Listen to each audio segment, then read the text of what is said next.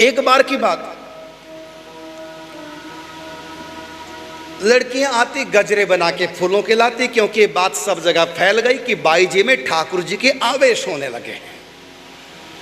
तो गजरे बना के लाई, हाथों में पहना दिए, दूसरी गजरे बना के लाई, पाँव में पहना दिए, किसने गले में, किसने मुकुट की तरह सजा दिया। जैसे सखा लोग वन में फूलों से ठाकुर जी का श्रृंगार कर देते थे, ऐसे फूलों से श्रृंगार कर देते, कभी आभूषणों से श्रृंगार करते थे।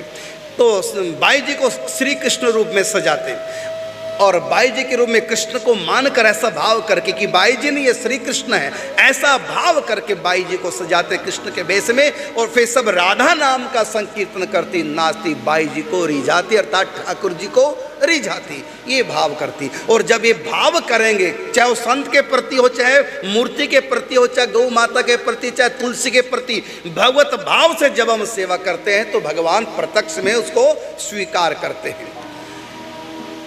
यद्यपि बाई जी साधारण भेष में, लेकिन बाई जी सामने वाले का सम्मान कर रही हैं कि ठाकुर जी कई बार कृपा तो कर जाते हैं, इनका भाव है, भावना में ठेस ना पहुंचे, श्रृंगार करा लेती थी बाई जी।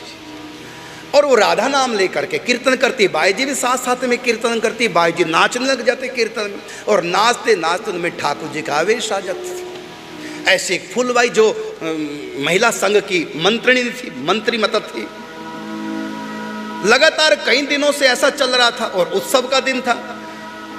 तो फूलबाई को थोड़ा झुंझलाहट सी आ गई कि बाई जी सब लड़कियों को चिपका के रखती हैं, अब उत्सव का दिन है और भी कितने काम करने हैं।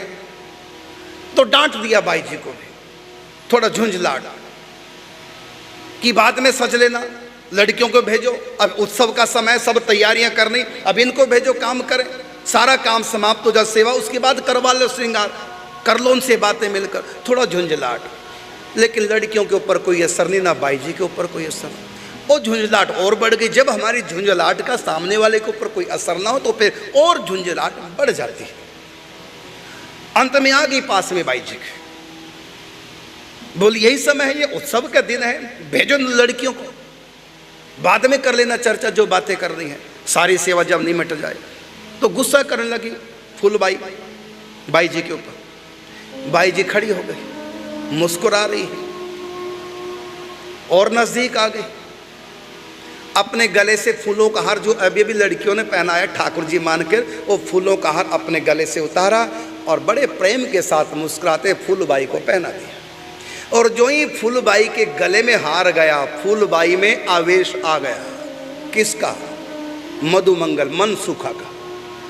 जो ही आवेश आया, खिलखिला के हंसे, कीर्तन करे, सब जिनके ऊपर झुंझलाहट थी लड़कियों के ऊपर, बाई जी के ऊपर, उन लड़कियों का हाथ पकड़ पकड़ के नाचे और ऊट पटांग सी आकृतियां मुंह की बनाए। मधुमंगल सखा है ठाकुर जी के, और बाई जी ठाकुर जी, बाई जी में ठाकुर जी का आवेश, उनमें मनसुख का आवेश।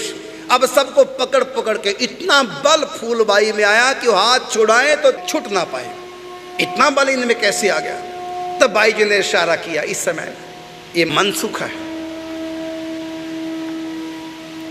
तो वो जो कई बार थोड़ा सा झुंझलाहट जाती थी, जबकि उनको पता कि इनमें श्री कृष्ण के बीच बीच में आवेश आता, लेकिन इतनी ऊंची निष्ठा नहीं थी।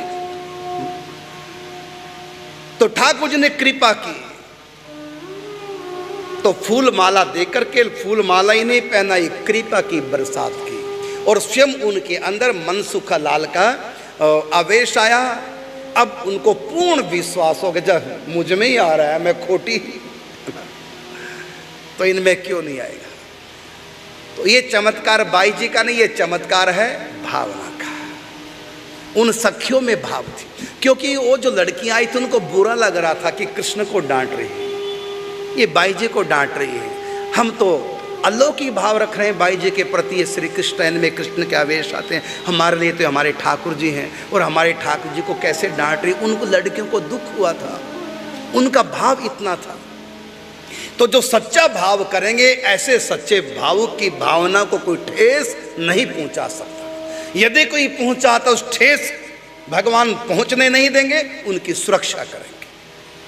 तो उनकी भाव की सुरक्षा करने के लिए उनके भाव का ये चमत्कार था। तो बाई जी में ठाकुर जी का आवेश आ गया और उनमें मनसुख लाल का आवेश आ गया। काफ़ी देर तक ये नृत्य गान चलता रहा और वो फूलबाई ऊट पटांग से मुंह बना करके अपने हाव भाव से चौंबी हंसती, सबको हंसाती, नाचती, ऊट पटांग से उछलती कूदती, न जाने कैसे उनके भीतर ये आवेश की कैसे कैसे सब खेल होने लगा। ये है निष्ठा का चमत्कार।